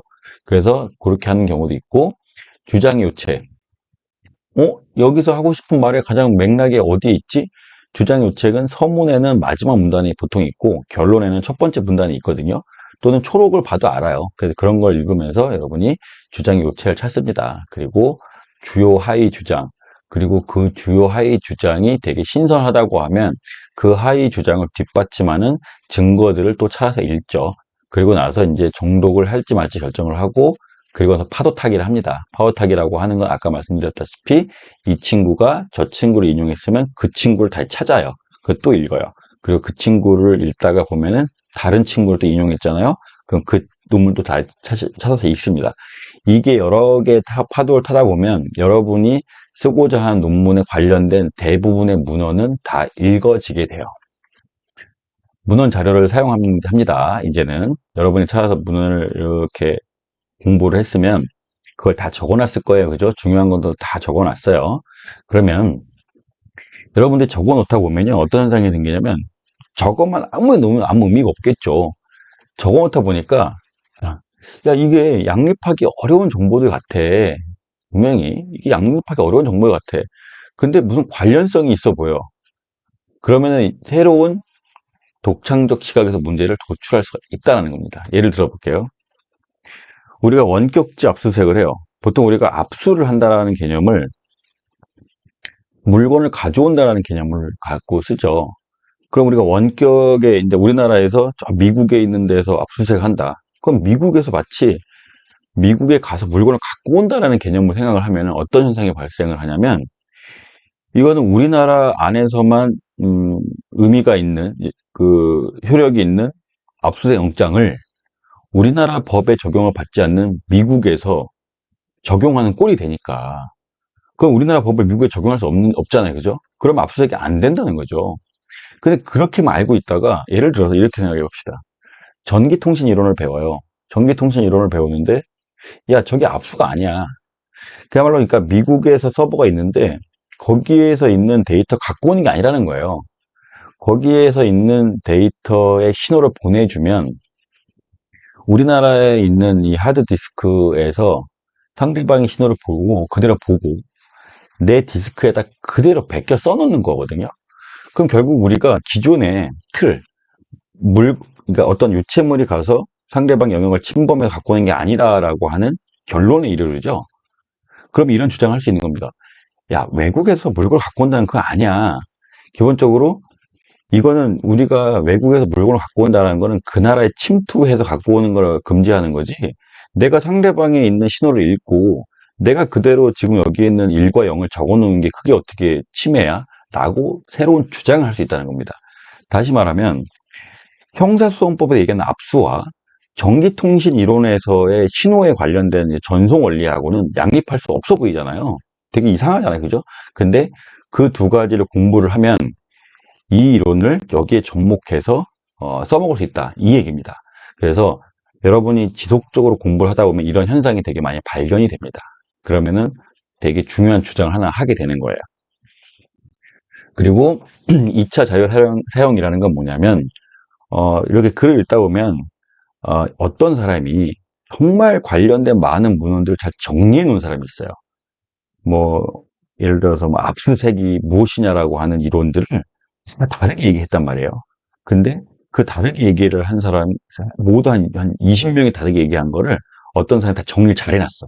그럼 그 2차 자료입니다. 그럼 2차 자료가 오히려 원래 각각이 얘기했던 사람들의 어떤 자료보다 훨씬 더 의미가 있을 수 있다. 그래서 그거는 더 좋을 수 있기 때문에 2차 자료를 활용을 하셔라. 이런 의미고요. 그 다음에 인용하는 거 되게 중요합니다. 인용을 우리는 보통 이 다른 사람의 아이디어를 가져오는 거를 되게 창피해하는 것 같은데 그렇지 않아요. 어떤 사람이 했던 아이디어는 그대로 존중해 줘야 돼요. 저 사람이 써놨던 아이디어가 내 것처럼 만들면 안 돼요. 그래서 사실 저도 공무원사에 있었지만 그걸 되게 많이 하거든요. 저 사람이 만약에 일선에서 어떤 사람이 새로운 아이디어를 냈으면 내가 이제 경찰청에서 글을 쓸 때 그걸 달아줘야 됩니다. 이거 원래 저 일선에 있는 누구가 아무개가 아이디어다. 그걸 잘 안 해요. 마치 자기 칭찬받으려고 내가 했던 거라고 하는데 그거 다 표절이에요. 보통 이제 공무원사에서는 그거를 다 용인하죠. 예를 들면 저도 개인적인 경험이 수사 결과 보고서 작성법을 사실 제가 처음에 만들었는데 경찰청에서는 제 이름 하나도 안 써놔요. 분명히 제 자료를 갖고서 이거를 만들었는데 전혀 그런 이력이 없는 왜? 그걸 만든 담당자는 자기가 만든 것처럼 보이고 싶었겠죠. 뭐 충분히 이해는 하지만 그걸 인용을 해가지고 한다고 해서 자기의 그 인격이 떨어지는 거 아닙니다. 근데 이 연구의 세계에서 표절은 범죄입니다. 전혀 안 돼요. 그래서 노트를 기록할 때는 상대방의 말을 그대로 옮길 것 같으면은 따옴표를 해서 옮겨야 되고요. 그렇지 않을 경우에는 상대방 말을 풀어 쓰고 거기서 각주를 달아서 이거는 누구누구가 언제 무슨 논문지에서 어떤 저서에서 몇 페이지에서 했던 말을 인용한 겁니다 라고 표현해 줘야 된다. 이거 되게 중요합니다. 그리고 이제 논문을 이제 작성을 이제 시작을 할 때가 온 거예요. 지금까지는 주제 만들고 질문 만들고 뭐하고 문헌을 막 찾아요. 근데 문헌을 도대체 언제까지 찾아야 되느냐? 영원히 찾을 수는 없죠. 그게 아니라 여러분이 이제 소화할 수 없을 만큼 자료가 쌓였을 때, 야, 이거 도대체 책상이 장난 아니네? 그렇게 많은 정보가 쌓였을 때 이제 여러분 글을 실제 써야 돼요. 글을 반드시 써야 됩니다. 그걸 우리는 초안을 작성한다라고 얘기를 하고요. 물론 그 초안을 작성하는 단계에서 결론이 안 지워져도 좋아요. 여러분이 처음에 만들었던 연구 질문들과 연구 문제에 대한 완벽한 답이 아직 만들어지지 않아도 상관없다는 거예요. 일단 글을 쓰기 시작한다. 이게 되게 중요합니다. 그리고 문헌 자료를 먼저 정리해요. 여러분이 지금 한 200개의 논문을 읽고 그 중에서 그걸 정리해 놓은 것만 A4 용지로 보니까 한 100페이지가 넘었다. 그러면 그거를 그대로 놔두는 게 아니죠. 그거를 여러분이 어떤 그 주장하고자 하는 그런 키워드 그리고 주제 또는 질문을 중심으로 걔네들을 이렇게 다 모아요. 정리를 합니다. 그러면 처음에는 의미 없어 보였던 자료들이 여러분이 처음에 설계했던 질문과 문제와 그리고 그것들을 뒷받침하기 위한 증거들과 주장들을 두고 거기에다가 필요한 문헌들을 갖다가 이렇게 위치를 배열하게 되면 새로운 시사점을 발견하게 됩니다, 보통. 그래서 문헌을 잘 정리를 하셔라. 이게 다음 단계고요. 그 다음에 여러분 그 정리된 문헌을 가지고 논술을 합니다, 논술. 논술을 이제 거의 보면 논문의 메인이에요. 이 논술을 어떻게 하느냐에 따라서 여러분의 논문은 완성도가 있느냐, 없느냐라는 평가를 받게 됩니다. 일단은 논술은요, 일단 대화의 과정이에요. 아까도 처음부터 제가 설명드렸지만 이 대화라고 하는 명령이 아닙니다. 너 이렇게 해. 뭐 이렇게 써. 이런 명령이 아니고요. 아주 존중받는 사람과 존중해주는 사람 사이에서의 대화예요. 그래서, 요즘 밥 잘 먹고 댕기니? 했으면, 나 밥맛이 없네. 그게 끝나는 게 아니잖아요. 아, 왜? 그러면은, 야, 이 논문 써야 되는데, 난리도 아니야. 이거 큰일이야. 라고 얘기를 합니다. 그러면, 거기서 또 끝날 수도 있죠. 그게 아니라, 야, 왜 큰일인데, 너 뭐 주제 혹시 정했어? 그랬더니, 아니, 주제도 못 정했어. 이게 뭐 큰일 난 거죠, 진짜. 주제도 못 정했으니까. 또 이 친구는 이제 새로운 아이디어를 줍니다. 조언이죠, 조언. 야, 참고 문헌은 혹시 봤니? 아닌데. 노는데 정신없어서, 그건 없대. 이건 사실 이제 아무것도 안 한 거죠. 그래서, 야, 너 큰일이다. 너 좀 공부 좀 해. 이렇게 이제 어떤 해답을 줄 수 있는 겁니다. 그래서 이게 어쨌든 간에 논술도 대화다라고 생각하시면 돼요. 그러니까 독자의 질문들이 너가 도대체 하고 싶은 말이 뭔데? 이건 내가 하는 주장입니다. 그리고 야, 네가 이렇게 주장했는데 네가 그 주장이 맞다는 증거가 뭔데? 이런 증거도 있지? 라고 얘기를 합니다. 야, 네가 말했던 증거들 보니까 되게 근거 없어 보여. 그게 정당하다고 하는 걸 어떻게 확신할 건데? 야, 그건 뭐 그 특별한 증거가 아니어도 일반적 원리에 따르면 그렇지. 아닌데 예외적인 경우도 있을 수 있어. 어떻게 네가 말했던 게 너가 지금 하는 것들은 일반적으로 보이지 않는 케이스에서 그런 증거들을 제시한 것 같은데? 아니야, 물론 맞아. 예외는 물론 있지만 지금 네가 얘기한 것들 그리고 내가 얘기하고 싶은 건 예외적 현상이 아니라 일반적으로 그런 현상들이야. 그럼 확신할 수 있어?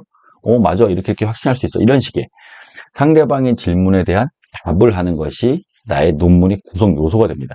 그래서 증거와 주장과 그 주장에 대한 하위 주장과 그 하위 주장에 대한 하위 증거들의 나열이다. 이게 이제 논문이라고 보시면 돼요. 그래서 논술에는 이런 네 가지 구성 요소가 있습니다. claim, evidence, 그다음에 warrant, qualifications예요. 이 네 가지 구성 요소가 반드시 포함이 되어 있어야 해요. 이걸 제가 설명을 드릴 겁니다. 일단 주장과 증거입니다. 주장과 증거는 논문의 메인 프레임입니다. 이걸 주장을 했으면 그 주장을 뒷받침하는 증거를 가급적 많이 들어야 돼요.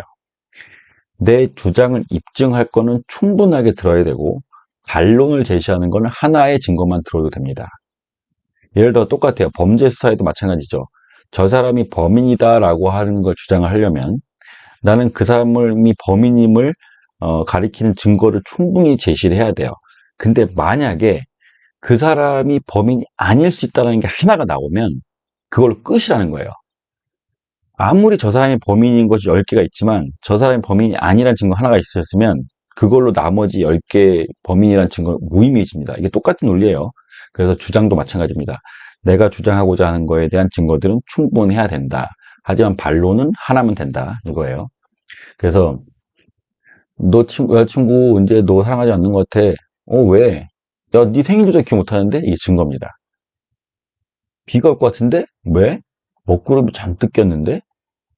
야, 너 배고픈 것 같아. 왜? 배에서 꾸룩 소리 나. 이게 주장과 증거를 주고받는 대화고요. 그리고 그 주장에는 여러 가지 이제 그 요소가 있어요. 주장은 어떠해야 하냐면 실질적이어야 됩니다. 무의미하면 안 돼요. 문제를 이해하는 데 도움이 되어야 되고요. 흥미를 촉발해야 됩니다. 흥미를 촉발하지 않는 것은 실질적이지 않으며 무의미한 주장일 뿐이고요. 주장은 논의 여지가 있어야 돼요. 아무런 논쟁거리가 없으면 주장이 아닙니다. 그 주장은 반드시 구체적이어야 합니다. 구체적이고 명시적인 언어로 되어야 여기에 대한 논박이 가능합니다. 되게 중요하죠. 뭐 요즘에 국회 같은 거 보면 누가 막 질문하면 어쩌라고 어쩌라고 하면은 이제 이거는 논박이 안 되죠. 그냥 주장을 하고 뭐 하려면 항상 구체적이고 명시적인 자료를 제시해야 돼요. 정리하면 주장은 실질성과 쟁점성과 구체성과 명시성을 가지고 있는 주장이어야 합니다. 여러분이 하는 주장들이. 그리고 이렇게 여러분이 주장을 잘 정리했으면 자료 정리를 할 때 매우 유용해요. 왜냐? 여러분의 주장의 실질성을 입증할 수 있는 증거들을 나열하고 쟁점이 되는 증거들을 나열하고 이렇게 할 수 있거든요. 근데 이 주장 자체가 이런 네 가지 특성을 가지고 있지 않으면 자료 정리도 힘들어요. 그래서 주장의 표현이 명시적일수록 수집되는 증거도 많아지고요. 문헌도 더 많이 찾아지고요. 그리고 연구가 진행되면서도 해결해야 될 숙제도 같이 명료해지는 건 대단히 논리적인 결과입니다. 이렇게 하시면 될 것 같고요. 증거, 이제는 주장을 뒷받침하는 애들, 이 친구들의 이제 특성을 볼게요. 일단 정확해야 돼요. 여러분이 제시하는 증거는요, 정확해야 돼요. 이게 무슨 말이 정확하다는 건 뭐냐면, 근거도 없는 데서 갖다가 붙이면 안 된다는 거죠. 누가 그러던데? 이건 아닙니다. 정확한 증거를 대야 되고요. 정밀해야 된다. 이거 뭐냐면, 야, 대략 그래. 그게 아니죠. 95%야. 92%야. 이렇게 돼야지, 보통 그런데 대충 그래. 이거 안 된다는 겁니다. 정밀하지 못하면 충분히 증거가 될 수 없다. 그 충분성, 아까 말씀드린 것처럼 커다란 주장을 하면 안 돼요. 어떨 때? 하나 가지고. 하나가 있는 자료, 저 이상한 구석탱이 학회지에 있는 하나를 갖고 이게 이렇더라라고 하면 안 된다는 거예요. 그래서 여러분의 주장을 하기 위해서는 다양한 증거도 필요하고요. 그리고 그 다양한 증거들이 되게 권위가 있는 사람들의 주장인 것이 좋다. 충분해야 된다는 거고요. 대표성과 권위도 역시 충분성과 맥락이 같이 다 있는 부분입니다. 그래서 이걸 다시 그림으로 그려보면 이래요. 주장을 했으면요, 거기에 아주 충분한 증거를 대셔야 되고요. 그 증거들을 상대방한테 이해시키기 위해서 또 다른 설명적 주장을 해요. 그리고 그 설명적 주장을 다시 뒷받침하는 하위 증거를 또 제공하게 됩니다. 이게 논문의 구조예요. 주장, 이 주장을 뒷받침한 하나, 둘, 세 개, 그리고 두 번째 증거에 대한 이해를 위한 하위 주장, 걔네들 뒷받침하는 또 다른 증거들, 이렇게 나열을 해서 결국 이 전체가 누구를 가리켜야 되냐? 이 주장의 타당성을 지지해야 된다. 이게 논문의 구조입니다. 가정은 뭐냐면, 논술의 가정은 일반적 원리, 그러니까 이 증거가 있으면 이 주장이 맞는 것처럼 보이네라고 하는 논리예요. 이 가정이라는 거는. 이거는. 그래서 봐봐. 보면은 먹구름이 많다. 그럼 아까 주장했잖아요. 비가 온다.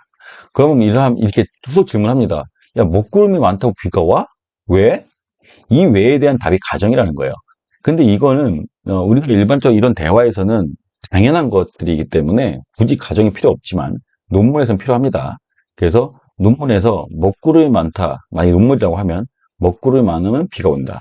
먹구름이 있다라고 한 현상은 이러이러할 때 생기게 되고 어떤 뭐 수증기나 이런 것들의 농도가 세지게 되면은 뭐 빛이 굴절이 되는 게 이렇게 돼서 그래서 우리는 시각적으로 검게 보입니다. 그러면 뭐 구름이 검게 보인다라고 하는 거는 기본적으로 그 수증기의 어떤 밀도가 얼마만큼 있기 때문에 그건 비가 온 확률이 높아집니다. 이런 것. 이게 가정입니다. 그리고 여자친구가 내 생일을 기억 못하는 것과 나를 사랑하지 않는 것과의 무슨 관계가 있지? 이 관계를 설명해 주는 것. 이걸 가정이라고 해요. 그 단서는 뭐냐면 아까 가정은 그 내가 증거와 주장과의 어떤 정확성을 얘기하는 게 아니라 주장과 증거가 관련이 있다는 걸 얘기한다면 단서는 증거와 주장의 내가 그 얘기했던 증거들의 확실성, 이 확실성에 대한 것들을 단서라고 합니다. 무슨 말이냐면 만약에 연구자가 제시한 증거와 주장의 관련성이 100% 확실한 것이 아니라 높은 개연성이 존재하는 정도라면 거기에 대한 단서를 달아야 된다는 거죠. 저하고 제가 관련이 있는데 그 관련이 한 100% 확실한 게 아니라 약간 이러이러한 예외적 상황은 존재해 라고 했다면 그 예외적 상황은 존재해라고 얘기해줘야 된다는 거예요. 만약 여자친구가 평상시에 다른 사람 생일을 원래 잘 기억을 못하는 애야. 또는 여자친구가 치매에 걸렸어. 이런 조건에서는 단지 여자친구가 내 생일을 기억하지 못한다고 해서 나에 대한 관심도가 떨어졌다고 말할 수 없잖아요. 그래서 여자친구가 치매에 걸리지 않은 한 여자친구가 원래는 네 생일을 잘 기억하고 있었는데 라고 하는 이런 단서가 필요하다라는 겁니다. 그리고 이제 단서를 달 때는 여러 가지 전략이 필요해요. 단서를 달아줄 때는 항상 반론을 생각합니다. 상대방한테 A라는 주장을 뒷받침하기 위해서 B라는 증거를 댔는데 상대방이 그래, 야, B가 항상 A한테 적용되는 법이 없잖아 라고 질문을 할 걸 예상한다는 거죠. 그걸 예상을 해서 미리 써줍니다. 이런 반론이 있을 수 있는데 그러한 경우는 제외합니다 라고 한다든지, 그리고 만약에 상대방이 어떤 반론을 제기했을 때 이걸 내가 수용할 때가 있어요. 맞습니다. 당신이 얘기했던 이런 상황에서는 적용되지 않습니다라고 인정하는 거죠. 이런 것들을 우리는 단서 달기 전략이라고 합니다. 그러면 결국 논술은 이렇게 구성이 되어 주장과 증거가 메인에 있고요. 그리고 물론 이 증거는 되게 많아야 되겠죠. 그죠? 그리고 이 증거가 주장과 왜 관련이 있다라고 하는 것들을 우리는 가정이라 부르고, 만약에 모든 상황에서 이 증거가 이 주장과 관련이 있지 않는 경우에는 그런 예외적 상황에 대해서는 언급을 해줘야 된다. 이거 우리는 단서라고 얘기합니다. 그럼 이제는 초안을 쓰기 시작해요. 초안을 쓰기 시작합니다. 글을 실제 쓰는 거예요. 그럼 이 초안을 쓰기 전에는 초안의 계획 단계가 있어요. 이거는 독자 다시 한번 정리하는 겁니다. 처음에 논문을 쓰기 시작할 때부터의 우리가 고민했던 걸 다 정리하는 거예요. 야, 내가 글을 쓰게 되면 독자들은 나한테 무엇을 바랄까? 응? 저 사람들 대체 알고 싶어 하는 게 뭘까? 그리고 내가 이 글을 썼을 때 읽을 사람들이 기존에 어떠한 생각을 갖고 있었을까? 만약에 저 사람들이 수사기관인지, 아니면은 저게 법학자인지, 아니면 판사인지, 변호사인지, 각각의 독자의 특성이 다르거든요. 그러면 그런 특성을 갖고 있는 집단이 어떠한 특성과 태도를 갖고 있는지 알고 있어야 한다는 거예요. 그리고 연구자의 신념. 아, 근데 나는 이런 사람이야. 나는 인권을 되게 존중하는 사람이야. 나는 지금의 현재의 체제가 인권을 더 존중하지 않는 체제라고 생각해. 라는 나의 신념. 이걸 보여주셔야 되고요. 연구 질문. 아까 얘기했던 것처럼 설명드렸죠. 이것도 당연히 만들어내야 되는 거고. 그리고 이걸 다시 정리를 합니다. 이 연구 질문에 대한 답을 하는데 핵심적인 주장. 그리고 그 핵심적인 주장을 뒷받침하는 애들. 그리고 그 뒷받침하는 애들에 대한 또 다른 주장들, 이런 것들을 한번 정리를 해보는 거예요, 머릿속에서. 그리고 이런 것들을 전체를 우리가 이제 글로 써내야 될 때, 이제 나는 어떠한 순서로 쓰지? 어떤 걸 먼저 보낼까? 어떤 것을 먼저 보내고 정리를 해줘야 그 다음 쟁점이 또 이해가 쉬울까? 이런 것들 구상해내는 단계를 우리는 계획이라고 얘기를 하고요. 이런 것들은 중요한 건 뭐냐면 계략적인 용감만 있으면 계략적이면 됩니다. 왜냐? 글을 쓰면서 어떻게 한다 그랬어요? 계속 공부를 한다 그랬죠. 논문을 쓰고 글 쓰면서 생각하기. Thinking in print라고 했잖아요. 그래서 계속 이게 왔다 갔다 할 거기 때문에 결국은 변화합니다. 그래서 처음에는 이런 것들 머릿속에 대략적으로만 갖고 계시면 됩니다. 그리고 나서 이제 글쓰기를 실제로 들어갈 때는 어떻게 하느냐?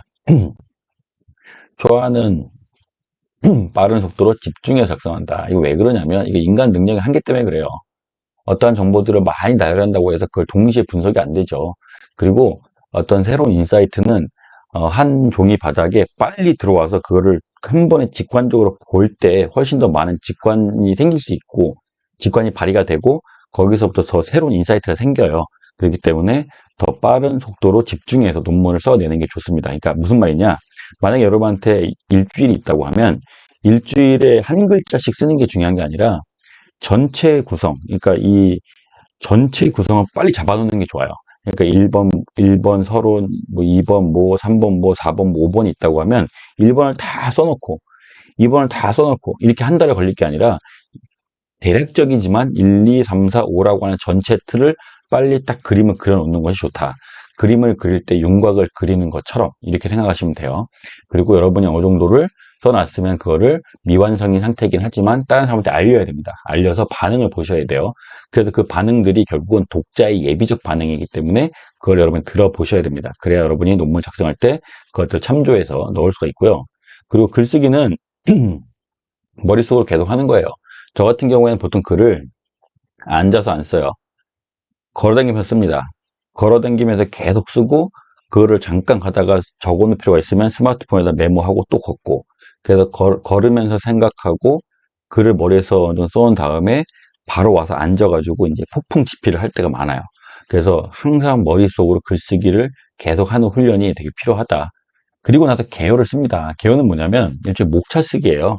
그래서 1, 2, 3, 4, 5 뭐 이런 식의 이런 것들을 먼저 만들어 놔야 되고요. 이 개요를 만드는 거는 다시 생각나실 거예요. 앞에 부분에서 우리가 논문의 구조 있잖아요. 처음에 연구 질문, 문제, 그리고 문제에 관련된 답들, 그리고 아까 문헌을 정리했잖아요. 문헌을 정리할 때 여러분이 처음에 던졌던 질문의 하위 카테고리의 문헌을 정리했을 거잖아요. 그거를 계속 갖고 가는 겁니다, 지금. 갖고 가고 있다가 여러분들이 이제 그 두 가지가 있어요. 하나는 주제 중심적 개요고요. 하나는 논술 중심적 개요인데 여긴 그냥 이렇게 써놔요. 창의학권 관련 판례를 소개해야지. 그리고 쟁점은 뭘까? 쟁점은 해결하고 결론은 이거는 이제 주제 중심적 개요를 쓰겠다라고 하는 거고요. 논술 중심적인 개요는 뭐냐면 제목을 이렇게 달아놓는 게 아니라 참여권에 대한 구체적 제도가 없다. 그리고 관련 판례도 일관성도 없다. 그리고 그 근거도 미약하고 입법적 오류도 발견된다. 그래서 오류를 인정하고 개정을 해야 된다. 이런 방식의 어떤 논술을 하는 구조를 그대로 써온다는 거예요. 이렇게 해놓는 것이 훨씬 더 논문을 쓸 때 좋습니다. 그래서 이렇게 하는 것도 여러분이 도움이 되셨으면 좋겠고요. 그리고 그러면 나는 내가 핵심 주장, 이 논문 전체 요지, 이걸 어디다 놓을까? 그거를 서론의 마지막 문단에 쓸까? 아니면 결론의 첫 번째 문단에 쓸까 고민하셔야 되고요. 작업 서론을 써놓은 게 좋습니다. 서론은 지금 얘기를 하는 이 수업도 마찬가지지만 마지막에, 가장 마지막에 쓰게 됩니다. 근데 그 작업 서론을 미리 써놓는 게 작업 서론이에요. 이건 폐기되는 거예요.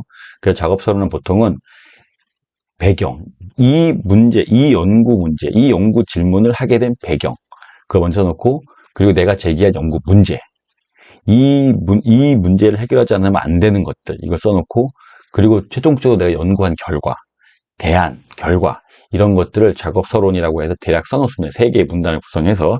이건 나중에 폐기가 되고요.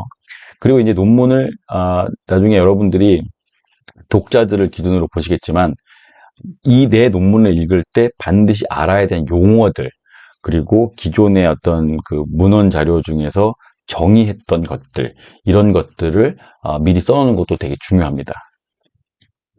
그 다음에 여러분이 논문을 쭉 초안을 써 나가는 와중에 개요가 계속 수정이 될 거예요. 여러분이 처음엔 논술 중심적으로 써놨다고 하더라도 거기엔 당연히 하위 그 목차가 있겠죠. 하위 개요가 있을 거예요. 아까 줬던 것들은 1단위 개요가 있잖아요. 근데 여러분 기본적으로 3단계 개요까지 써놓으셔야 됩니다. 예를 들어서 뭐 참여권이라고 하면 거기서 가나 다, 그 다음에 다시 1가로 2가로 이런 식의 해놔야 되는데 그게 조정을 합니다. 문헌 정리를 하다 보면은 어떻게 조정이 되느냐? 통상 옛날 거부터 최근 건으로. 만약에 내가 판례를 인용을 하게 됐다. 그러니까 판례 분석을 하면 과거의 판례부터 현재의 판례로. 이게 일반적인 거고, 물론 현재의 판례를 먼저 써놓는 경우도 있긴 하겠죠. 근데 통상적으로 과거부터 이렇게 시작하고 여러 가지를 내가 글을 써나가게 될 텐데 일반적으로는 짧고 간단한 주제부터 시작해서 길고 복잡한 주제로 가고요. 쟁점 역시 일반적인 쟁점에서 좀 특이하고 복잡한 쟁점으로 이렇게 이동을 하게끔 개요를 재조정하게 됩니다.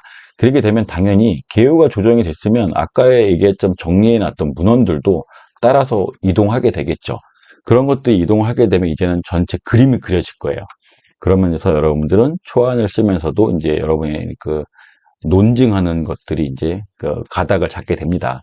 그런데 이렇게 하다 보면요, 버려지는 자료가 되게 많아요. 예를 들어 여러분이 처음에 100페이지, 막 여러분 논문을 막 쓰고 찾아보고 하다 보니까 쌓인 것만 100페이지야. 근데 이거를 아까 전에 지금 써놓은 이런 개요에 맞게끔 목차를 정리를 하고 이 관련된 걸 넣다 보니까 60페이지 날아가 버리네? 괜찮다는 겁니다. 원래 그래요.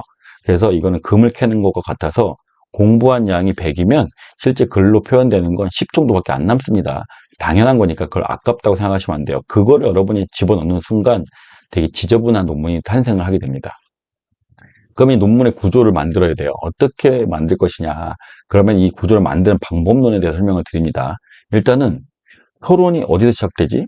그리고 본론은 어디부터 시작되는 걸까? 그럼 본론은 어디서 끝나고 결론은 어디서 시작되는 걸까? 구분을 지어야죠. 구획을 짓습니다. 그리고 서론이라고 내가 대충 써놓은 게 있는데 여기 핵심 요지가 뭐지? 핵심 요지를 줄로 그어놔요. 그리고 결론에서 보면 정리된 거 있잖아. 결론의 첫 번째 문단에 줄을 그어놔요. 그래서 서론에서의 핵심 요지와 결론에서 줄을 그어놓은 이 두 문단이 일관성이 있어야 돼요. 이게 일관성이 없으면 이게 뭔가 잘못된 겁니다. 그리고 각 주요 장, 절, 그리고 요지. 서론, 본론, 뭐 결론이 있겠지만, 뭐 본론 중에서도 각 장이 있고 절이 있을 거 아니에요? 그럼 각 절의 요지, 그 다음에 장의 요지를 다 줄을 그어놔요. 그리고 그렇게 되다 보니 줄근 것만 짜 읽어봅니다. 그러면 논문 예를 들어 30페이지라고 하면 서론부터 결론까지 줄 그어놓은 것만 읽어봤더니 말이 통해야 돼요. 이것만으로도, 이게 일종의 전체 연구 배경, 문제, 그 다음에 증거, 주장, 그리고 결론이 일관성 있게 나와야 돼요. 거기서 한 군데가 비었다. 그럼 어디가 빠진 거거나, 아니면 일관성이 없다고 하면은 지금 주장이 잘못된 겁니다. 그리고 핵심 개념을 찾고 제목 만들기. 여러분이 줄을 그어놓은 것들 중에서 가장 중요한 키워드에 동글뱅이를 쳐요.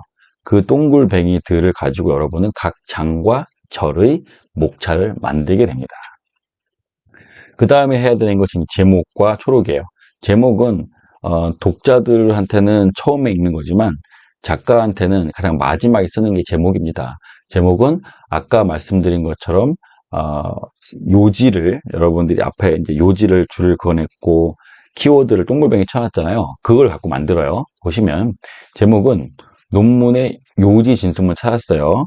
그리고 그 요지 진술문 중에서 가장 핵심적이고 구체적인 개념과 가치를 찾아요. 그리고 만약에 여러분이 썼던 그런 논문이 어떤 사건에 대한 거라든지 사람에 대한 거라든지 장소에 대한 거라면 그걸 다 동글뱅이를 쳐요. 이렇게. 얘네들로 논문의 제목을 만들게 된다. 근데 만약에 이렇게 동글뱅이 친 애들을 가지고도 제목이 잘 안 만들어지면요. 뭔가 논문이 완성된 게 아니라는 거예요. 이렇게 여러분 생각하시면 돼요.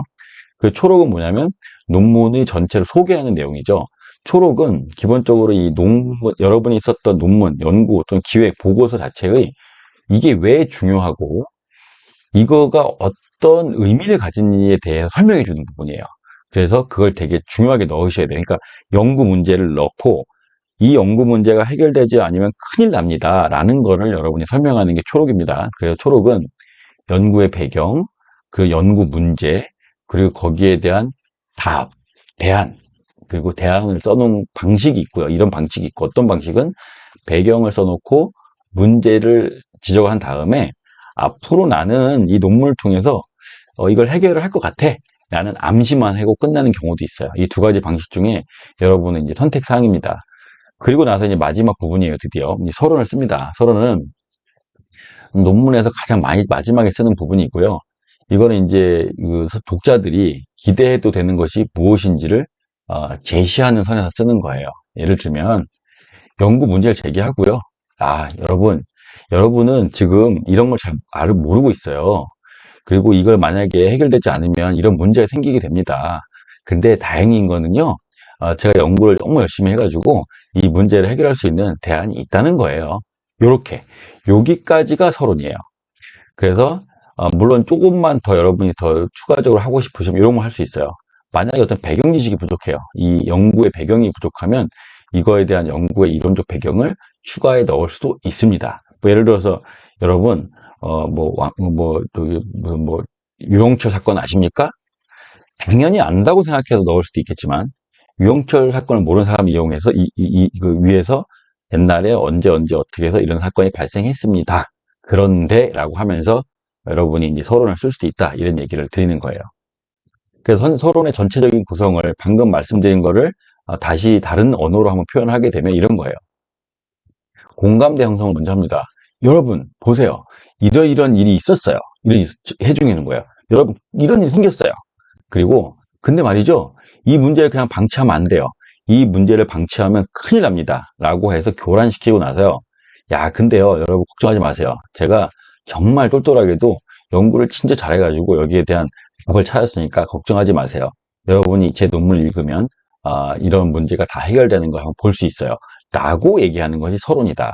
이렇게 생각을 하시면 될 것 같습니다. 일단 지금까지 연구보고서 작성법을 개괄적으로 봤어요. 물론 그 전에 강의에서 제가 이렇게 쪼개서 자세하게 설명드린 것도 있지만 여러분이 이제 일맥상통한 부분을 한 번에 쫙 보시면 훨씬 더 이해가 쉬울 것 같아서 조금 더 빠른 속도로 전체를 강의를 다시 한번 이제 통합본으로 찍게 됐는데 여러분 이게 쉬운 일은 아니라는 거 다시 한번 강조드리고요. 다만 연구보고서를 쓰는 경험을 한번 체험을 해보시면 여러분이 하는 업무나 이런 것들이 공부에도 큰 자신감을 얻을 수 있다고 생각합니다. 지금까지 들어주셔서 대단히 감사합니다.